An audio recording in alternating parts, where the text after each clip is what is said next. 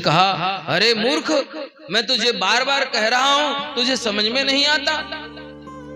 फिर शांत बने रहे, कुछ नहीं कहा, फिर चलने लगे। फिर उछले तो रहुगण से अब न रहा गया। तो रहुगण ने कहा, यदि अब आगे से ऐसी गलती करी तो करो मीते चिकित्सा, तुम्हारी ऐसी चिकित्सा करूंगा कि तुम्हें समझ में आ जाएगा, ऐसी दवाई करूंगा तुम्हारी। और फिर क्या था महाराज, अब तो भरत जी की बरसों की चुप्पी टूट गई। अभी तक किसी से बोलते नहीं थे, आज बोल पड़े।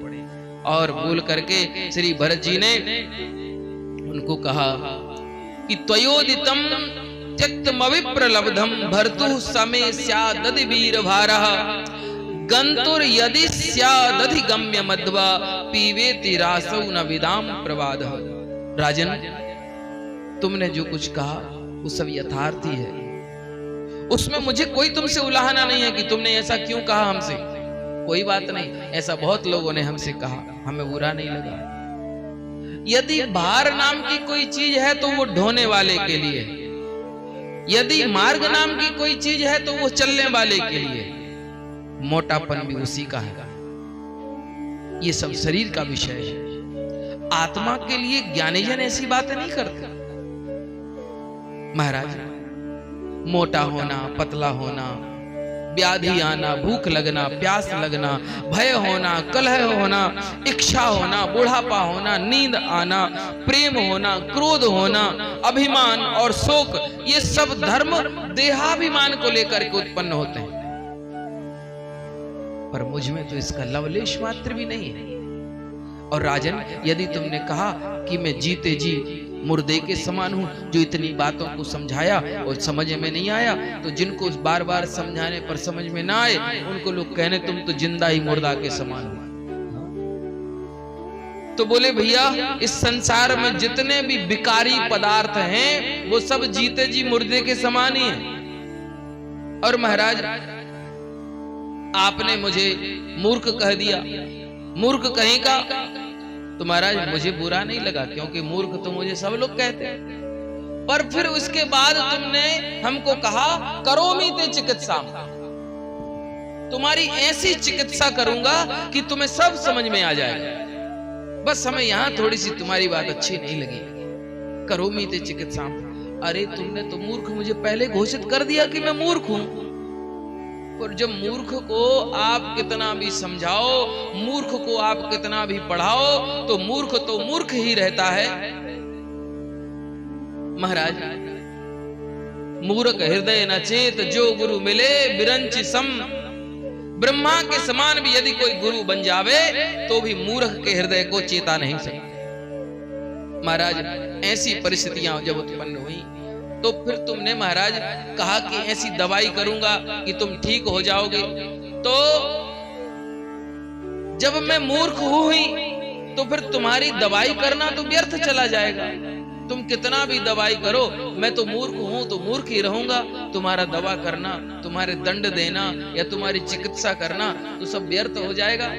इसलिए राजन, जैसे गेहूं को पीस करके आटा तो बना सकते हैं, पर आटे को पीस करके फिर कुछ नहीं बनेगा, आटा आटा ही रहेगा। इसलिए तुमने मुझे मूर्ख कह दिया। और महाराज, राजन एक बात बताओ, एक मिट्टी का टुकड़ा, उसके ऊपर दूसरा मिट्टी का टुकड़ा, उसके ऊपर तीसरा मिट्टी का टुकड़ा यदि रख दिया जाए तो आप बताओ कौन से मिट्टी के टुकड़े को बोझ लगेगा, भारी लगेगा। राजा ने कहा, ये तो भला मिट्टी है, मिट्टी को क्या बोझ होने वाला है। तो बोले, ठीक उसी तरह पालकी में लगने वाला कहार भी मिट्टी है, कंधे पर रखी हुई पालकी भी मिट्टी ही है, और पालकी में बैठा हुआ राजा भी मिट्टी ही है। ओहो, इतनी बात को सुना रहुगण तो पालकी में से नीचे कूद गया और भरत जी के चरणों में गिर गया और बोला, कस्त्वं निगूढ़स चरति द्विजानां बिभर्षि सूत्रं कतमोवधूता कस्यासि कुत्रत्यैहापि कस्मात् क्षेमाय नश्चेदति दशिनोत शुक्ला। भरत जी तो कांप गए इतनी बात को सुनकर के, नीचे उतर के आए, पूछा प्रभु आप अपना परिचय दीजिए, आप कौन हैं? महाराज आपने ब्राह्मणों का जो चिन्ह है यज्ञोपवीत ये धारण कर रखा है, तो लगता है कि आप ब्राह्मण हो। महाराज बताइए आप प्रच्छन्न भाव से विचरने वाले कौन हैं? क्या आप दत्तात्रेय आदि अवधूतों में से कोई एक है, अथवा आप कपिल भगवान तो नहीं है? आप अपना परिचय दीजिए, आप कौन है, किसके पुत्र हैं, आपका जन्म कहां हुआ है, आप कहां से आए हो, क्या आप मेरा कल्याण करने के उद्देश्य से पधारे? आप कौन है, कृपा करके बताइए। महाराज ना हम विसंके सुर राज वज्रे, मुझे देवताओं के राजा इंद्र के वज्र से डर नहीं लगता, ना त्रक्ष शूलान यमस्य दंडात, मुझे शिव के त्रिशूल से भी भय नहीं लगता, और मुझे यम के दंड से भी डर नहीं लगता। एक चीज से डर लगता है कि कहीं धोखे से भी किसी ब्राह्मण का हमसे अपराध ना हो जाए, किसी ब्राह्मण का हमसे अपमान ना हो जाए। बताइए आप कौन हैं, अपना परिचय दीजिए। भरत जी बोल रहे, राजन तू फिर से मुझसे एक गलती कर रहा है, और मेरा परिचय जान करके कि मैं कौन हूं, मैं कौन हूं? अरे राजा मुझ में और तुझ में तो कोई भेद ही नहीं है, जो मैं हूं वो तू है, जो तू है वो मैं हूं। कैसे? हम सब समझे नहीं? बोले हम सब उस अंशी परमात्मा के अंश हैं। जैसे एक सूर्य के नीचे 100 घड़ों में पानी भर के रख दिया जाए, तो उन 100 घड़ों में अलग अलग सूर्य दिखाई देता है। इस घड़े में भी सूर्य दिख रहा है, इसमें भी, इसमें सब में सूर्य दिखाई दे रहा है। तो बता राजा 100 सूर्य हुए क्या? कितने सूर्य हुए? एक ही सूर्य है ना। उसी तरह उस परम परमात्मा के जितने भी ये क्या है, ये सब ये बैठे हुए क्या है, घड़े हैं।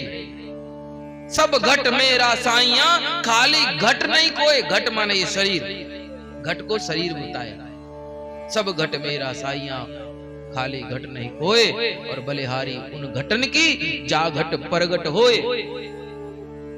इसको घड़ा बता, सारे घड़ों को फोड़ दिया जाए तो कितने सूर्य रहेंगे? एक ही सूर्य रहेंगे। इसलिए जो तेरा स्वरूप है वही मेरा स्वरूप है, जो तू है वही मैं हूं। और इतना परिचय दिया। महाराज जब परमात्मा दो नहीं हो सकते तो हम दो कैसे हो सकते हैं? मन बुद्धि इंद्रियों की अलग अलग परिस्थितियां हैं, परंतु आत्मा तो निर्विकल्प है, आत्मा अविनाशी है, आत्मा का विनाश नहीं होता। रघुगण कहता है महाराज आप बड़े उदार चित्त हैं, आपने निश्चित रूप से मुझको क्षमा तो कर ही दिया होगा। आप मुझे एक बात बताइए, जो कष्ट शरीर में होते हैं क्या वही कष्ट आत्मा भी भोगती है? स्थाल्यग्नि तापात् तत्पयसोभितापात्, अग्नि को जलाया, अग्नि के ऊपर बटलोई रख दी, पात्र रख दिया, तवेली पतीली जो भी पात्र है वो रख दिया, उसमें पानी भर दिया, पानी भरने के बाद उसमें चावल डाल दिया। आग के संस्पर्श से पात्र गर्म होगा, पात्र के गर्म होने से उसमें भरा हुआ पानी गर्म होगा, पानी के गर्म होने से उसमें पड़ा हुआ अन्न पक जाएगा। तो क्या जो कष्ट इंद्रियां अनुभव करती हैं, जो शरीर अनुभव करता है उसको इंद्रियां अनुभव करती हैं, जो कष्ट इंद्रियां अनुभव करती हैं वो कष्ट तन्मात्राएं अनुभव करती हैं, जो कष्ट तन्मात्राएं अनुभव करती हैं वो कष्ट मन भी अनुभव करता है। तो जो कष्ट मन अनुभव करता है क्या वो कष्ट आत्मा भी अनुभव करती है? भरत जी ने राजा रघुगण को कहा कि तुमने अभी तक जितनी चीजों का नाम लिया, चूल्हा, बटलोई, आग, फलाना ढिकाना, ये सब क्या है? ये सब विकारी पदार्थ हैं। और संसार में जितने भी विकारी पदार्थ हैं उनकी तुलना तुम निर्विकारी आत्मा से करते हो। आत्मा निर्विकारी है। विकार का मतलब होता है दो चीजों से संयोग पाकर तीसरी बनने वाली चीज को क्या बोलते हैं? विकार बोलते हैं। दो चीजों से मिलकर के जो एक चीज का निर्माण होता है उसको विकार कहते हैं। और संसार में ऐसी कोई चीज है जो अकेले पैदा होती हो, अकेले बनती हो? कुछ नहीं, वो दो चीजों के संयोग से ही वो बने। तो संसार में जितनी भी वस्तुएं हैं, संसार में जितनी भी चीजें इन आंखों से दिखाई देने वाली हैं, वो सब विकारी पदार्थ हैं।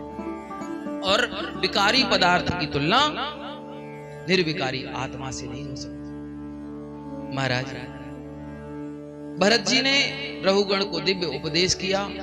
अंत में भरत जी ने रहुगण से एक ही बात कही कि रहुगण तपसा नयाति न चे जया निर्वपणाद् गृहाद्वा न छंदसा नैव जलाग्नि सूर्यै बिना महत पाद रजो विसेकम।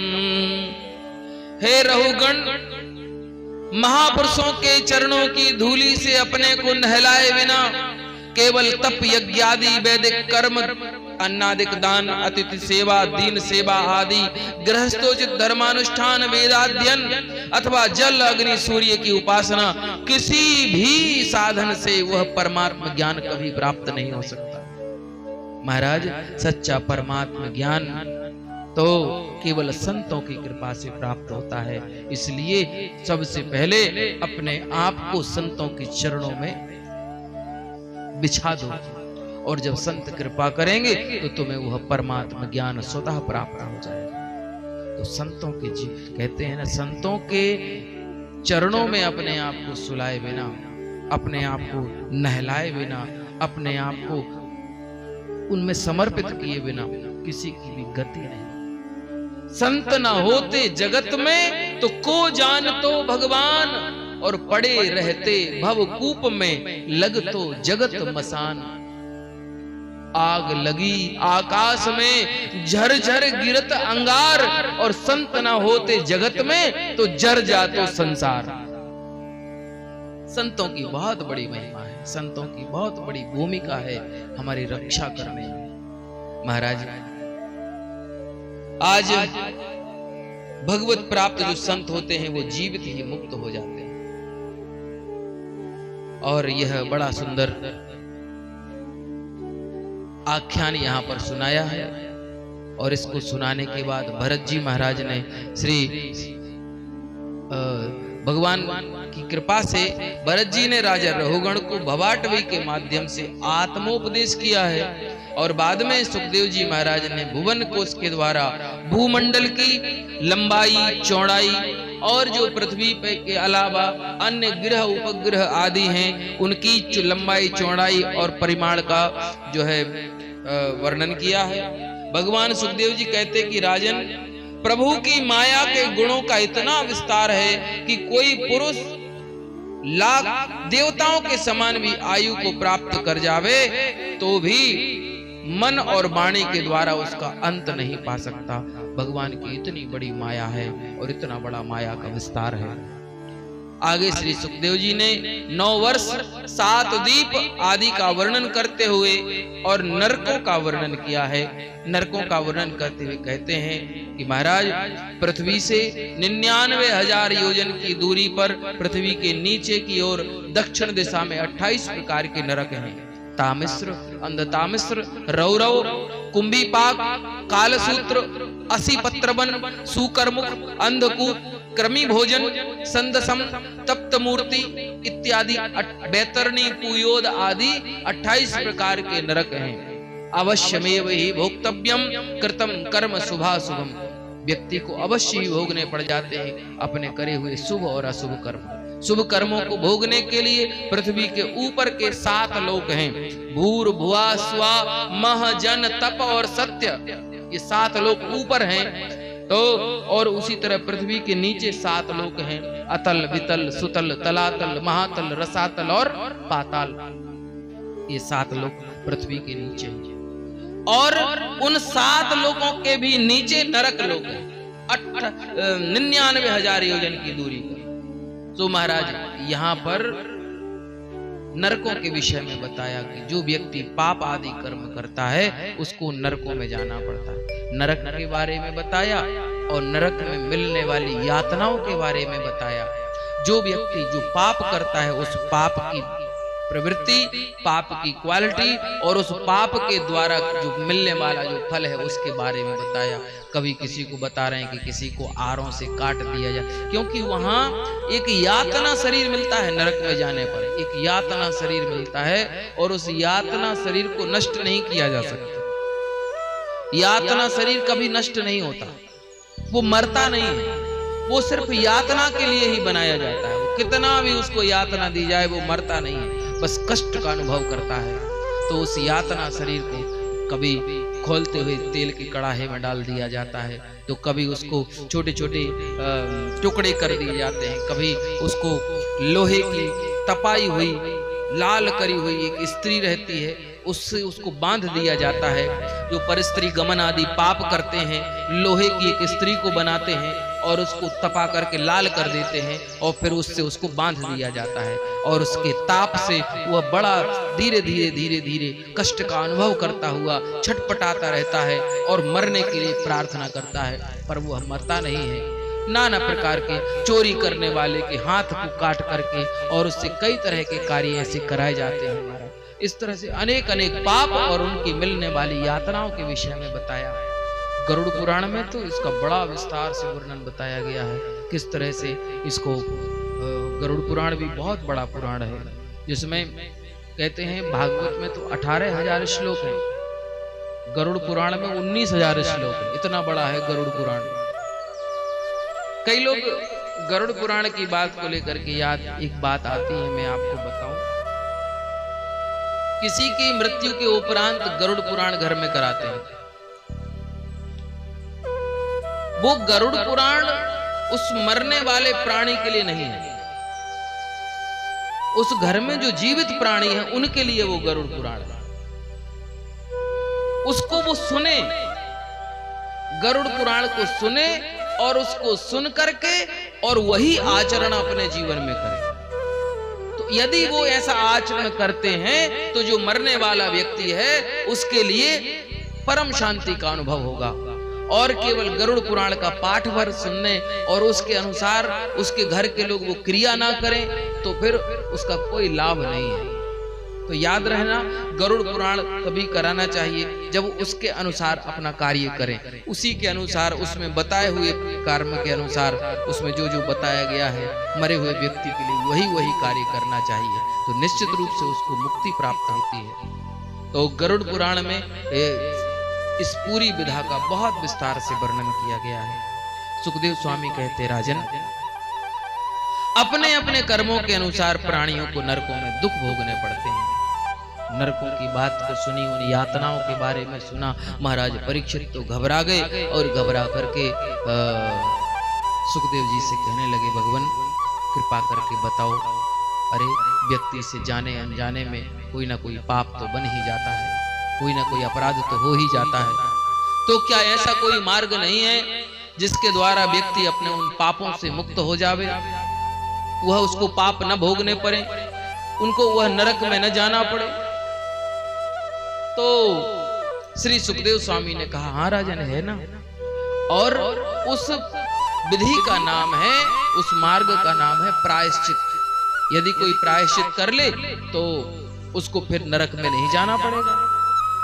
परीक्षित जी ने कहा, भगवान ये तो मैंने सुना है, परीक्षित कह रहे हैं प्रायश्चित के बारे में मैं जानता हूं, परंतु भगवान क्वचिन निवर्तते भद्रात् क्वचित चरति तत् पुनः प्रायश्चित मतोपार्थम मन्ये कुंजर शौचवत। कहते कभी तो प्राणी मनुष्य कभी कभी प्रायश्चित आदि के द्वारा समस्त पापों से छुटकारा पा लेता है। प्रायश्चित किया, जब हम वैदिक यज्ञ अनुष्ठान में प्रवृत्त होते हैं तो उस समय प्रायश्चित आदि स्नान कराए जाते हैं, 10 विध स्नान कराए जाते हैं, पंचगव्य आदि का प्राशन करवाया जाता है, मुंडन आदि कार्य करवाया जाता है और उसको प्रायश्चित संकल्प के द्वारा उसको ये बात बोली जाती है कि उसने अभी तक जीवन में जो जो पाप कर्म किए थे उन समस्त पापों से उसको अभी मुक्ति प्राप्त हो जाए। और जब वो संकल्प पूरा होता है और वह पूरे तरह से प्रायश्चित कर्म कर लेता है तो ये बात निश्चित है कि वह समस्त पापों से तत्क्षण मुक्त हो जाता है। परीक्षित कह रहे महाराज इस बारे में तो हमने सुना है, परंतु प्रभु यदि वह प्रायश्चित करे और प्रायश्चित करने के बाद पापों से मुक्त हो जावे और कुछ दिन के बाद फिर से पाप करने लग जावे, तो उसके द्वारा किया हुआ प्रायश्चित तो इस तरह से निष्फल हो जाएगा जैसे कि मन्ने कुंजर शौचवत, जैसे किसी का एक हाथी है और वो हाथी को बढ़िया, जो कई दिन से नहलाया नहीं, गंदा हो गया है, तो हाथी को बढ़िया ले गया और बढ़िया पाइप चला करके प्रेशर से और उसको पहले गीला किया, फिर बढ़िया सर्फ डाल करके ब्रश से रगड़ रगड़ करके हाथी को चमकाया और हाथी को बढ़िया साफ सुथरा कर दिया। और फिर हाथी को लेकर के जा ही रहे थे कि रास्ते में हाथी को खूब सारी धूल डली हुई दिख गई और उसने धूल को फिर से उठाया, अपनी सूंड में भरा और फिर अपने गीले शरीर के ऊपर डाल लिया सूंड से। तो महाराज उस हाथी का जैसे स्नान निष्फल हो गया, उसी तरह से उन प्रायश्चित करने वाले प्राणी जो प्रायश्चित करके पापों से तो मुक्त हो जाते हैं, पर पुनः पाप जब करने लगते हैं तो उनका प्रायश्चित करना हाथी के स्नान की तरह व्यर्थ हो गया। तो भगवान सच्चे मायने में प्रायश्चित क्या है यह हम जानना चाहते हैं। सुखदेव जी कहते हैं महाराज कर्मणा कर्म निर्हारो न्याह्यंत के इष्यते अविद्वद अधिकारित्वात् प्रायश्चित्तम विमर्शनम। राजन सच्चा प्रायश्चित तो तत्व ज्ञानी है। केचित केवलया भक्त्या वासुदेव परायण अघम धुनवंती कार्ष्णेय निहारा मिव भास्कर। कहते हैं जैसे ही व्यक्ति जीव भगवान की भक्ति को अपने हृदय में धारण करता है, भगवान के परायण हो जाता है, भगवान का नाम स्मरण करता है, भगवान का नाम गाता है, भगवान का नाम स्मरण करते ही उसके जीवन से सारे पाप राशि इस तरह से नष्ट हो जाती है जैसे भुवन भास्कर भगवान सूर्य के उदय होते ही सारा कोहरा और अंधकार नष्ट हो जाता है, उसी तरह भगवान की कृपा को पाकर के उसके सारे पाप नष्ट हो जाते हैं। महाराज इतनी बात को सुनाते हुए उन्होंने एक बात कही है कि सकृन मनः कृष्ण पदारविंदयोर निवेशितम तद गुणरागियैरिह न ते यमं पाशभृतश्च तद्भटान् स्वप्नेऽपि पश्यन्ति जीर्ण निष्कृता। कह रहे हैं कि जिन्होंने अपने भगवत गुणानुवादी मन मधुकर को, भगवत गुणानुरागी मन मधुकर को भगवान के श्री चरणारविंद मकरंद का एक बार भी पान करा दिया है, उन्होंने तो महाराज समझ लो सारे ही प्रायश्चित कर लिए। उनको सपने में भी यम अथवा यम के दूत कभी दर्शन देने नहीं आएंगे, सपने में भी नहीं दिखेंगे, सामने से आने की तो बात ही क्या। तो सबसे पहले व्यक्ति को चाहिए कि वह सच्चे मन से और भगवान से जुड़ जावे। प्रभु हम आपके हैं और आप हमारे हैं, सच्चे मन से जुड़ने की बात है, नकली नहीं, फॉर्मेलिटी नहीं, दिखावा नहीं। भगवान कहते तुम जैसे हो वैसे ही आ जाओ, बस बनावटी बन करके आए तो फिर क्या आए, हमें का पता नहीं चलता है कि तुम बनावटी आए हो कि तुम सचमुच के आए हो। तुम्हारी प्रत्येक चीज को मैं जानता हूं कि तुम्हारी कैसी स्थितियां हैं, इसलिए तुम जैसे हो वैसे मेरे पास आ जाओ, मैं तुम्हें स्वीकार कर लूंगा। और महाराज इसी प्रायश्चित आदि की बात को सुनते हुए, यम और यमदूतों की बात को बताते हुए सुखदेव स्वामी ने एक प्राचीन इतिहास बताया है। कान्य कुब्जी दुजा कश्चित दासी पति रजा मिला नामना नष्ट सदाचारो दास्याः संसर्ग दूषिता। एक कन्नौज नगर में, कान्यकुब्ज नगर में एक ब्राह्मण रहता था जिसका नाम था अजामिल। अजामिल ब्राह्मण पहले बड़ा धर्मात्मा हुआ करता था, त्रिकाल संध्या वंदन करने वाला, गायत्री का उपासक। उसकी एक बहुत बड़ी सुंदर पतिव्रता पत्नी थी, लेकिन एक बार एक वेश्या से प्रीति हो गई उसको, और वेश्या से प्रीति हुई तो अपने घर में ले आया और अपनी सुलक्षणा भार्या को परित्याग कर दिया और उस वेश्या को अपने घर में रख लिया। और जो भी वैदिक सनातन धर्म से जो है प्राप्त हुआ, उसको सदाचार था, उसका परित्याग करके और वह उस वेश्या के भरण पोषण में लग गया। कालांतर में वह भजन पूजन से पूरी तरह से छूट गया, उससे भजन पूजन, और वह वेश्या के साथ में बड़ा निमग्न। अब वेश्या को तो धन चाहिए, अब धन साधारण तरीके से कैसे प्राप्त हो। बोलो वृंदावन बिहारी लाल की। सबकी नींद खुल जाए इसलिए जय बुलवा दी। बहुत लोग झपकी मारने लग गए। हाँ, कहते हैं ये भी बहुत बड़ी दवाई है ये कथा। जो लोग गोली खा करके भी नींद नहीं आती, जिनको उनको कथा में बिठा दो। हाँ, जिनको गोली खाने के बाद भी नींद ना आवे उनको कथा में बिठा दो, गारंटी फर्श पे सो जाएंगे। जिनको डंलप की मोटी गद्दी में और एसी चला करके जिनको नींद नहीं आती वो फर्श पे सो जाएंगे महाराज। कथा की महिमा ही ऐसी है, ये चतुर्विध पुरुषार्थ को सिद्ध कराने वाली है। सोने के लिए भी आमंत्रण है। जिनको नींद की समस्या हो कम से कम घर में सोने से तो अच्छा है कथा में सो जाएंगे। और यदि कथा में सो गए ना तो यहाँ जो सुंदर आभा मंडल बन रहा है, कथा का जो ऑरा बन रहा है, उस ऑरा से उसमें प्रवेश करने पर कुछ तो फायदा होगा ही। इसलिए ये सोने वालों का भी कथा में आमंत्रण होता है।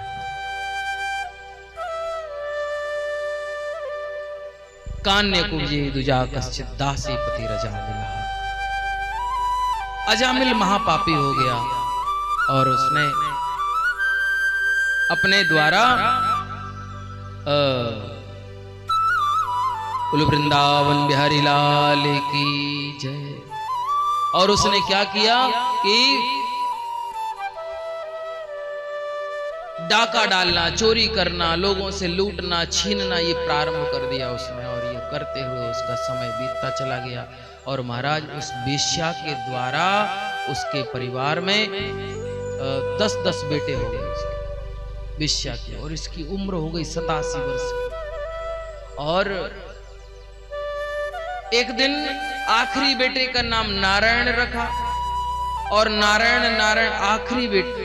अच्छा, बच्चों का नाम भगवान के नाम पर रखने में ही व्यक्ति की मुक्ति हो जाती है, क्योंकि भाय कुभाय अनख आलस हो, नाम जपत मंगल दिशि दस हो। भाव से जपो, चाहे कुभाव से जपो, चाहे आलस्य में जपो, चाहे प्रमाद में जपो, कैसे भी। अच्छा, प्राचीन काल में जो नाम रखे जाते थे वो नाम तो वाकई में ऐसे रखे जाते थे, उनके पीछे विज्ञान था कि व्यक्ति का कम से कम अंत समय पर मुक्ति हो जावे और व्यक्ति का जाने अनजाने में भजन होता रहे। इसलिए जिसका भी नाम रखते थे ना, भगवान के नाम पर रखते थे। भगवान के प्रत्येक देवी देवता के, भगवान चाहे श्री हरि हो, चाहे राम जी हो, चाहे कृष्ण जी हो, चाहे राधा जी हो, चाहे पार्वती जी हो, चाहे गणेश जी हो, इन सब के हजार नाम हैं, सहस्र नाम, एक हजार नाम है सब देवताओं के। तो भैया उन नामों में से कोई एक नाम रख ले अपने संतान का, कितना बढ़िया रहेगा। अभी शेखर जी ने बच्चों के जो नाम रखे, माधव, मुकुंद, सिद्धि, इतने सुंदर नाम। मुकुंद माधव गोविंद बोल, केशव माधव हरि हरि बोल, केशव माधव हरि हरि बोल। नाम भगवान के नाम से होना चाहिए। पता चला कि किसी का नाम रख दिया गुड़िया, यहाँ बैठी कोई गुड़िया की नहीं, किसी का नाम रख दिया गुड़िया, अब वो गुड़िया हो जाए बुढ़िया। हाँ, अब वो गुड़िया जब बुढ़िया हो जाएगी तो उसके नाती पोता जो हो जाएंगे उससे पूछेंगे बेटा तुम्हारी दादी का क्या नाम है, तो वो कहेगी गुड़िया। तो जरा सोचो, एक बुढ़िया का नाम गुड़िया कैसा लगेगा। तो नाम के हिसाब से भी किसी का कोई भी नाम चिंटू नाम रख दिया, अंग्रेजी नाम आजकल कई नाम चल गए हैं वो नाम, और एक और नई नौटंकी आजकल चालू हो गई नाम रखने की।